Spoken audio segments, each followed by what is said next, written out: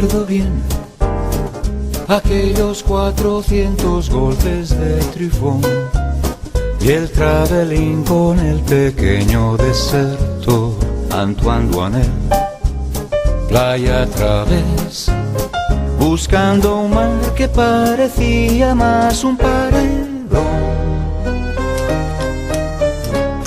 Y el happy end que la censura travestida en voz en off sobrepusiera al pesimismo del autor, nos hizo ver que un mundo cruel se salva con una homilía fuera del guión.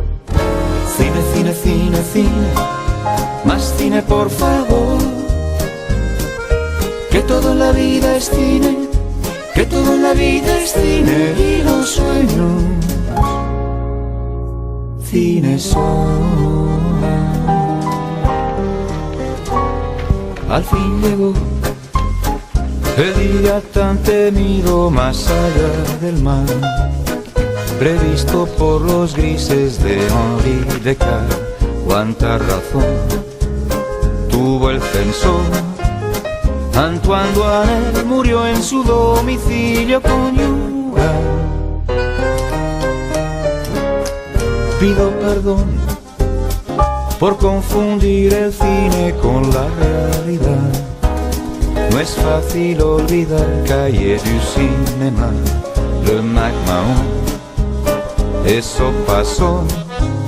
Son olas viejas con resacas de la Nouvelle Vague. Cine, cine, cine, cine, más cine por favor, que todo en la vida es cine, que todo en la vida es cine y los sueños cine son. Cine, cine, cine, cine, más cine por favor, que todo en la vida es cine, que todo en la vida es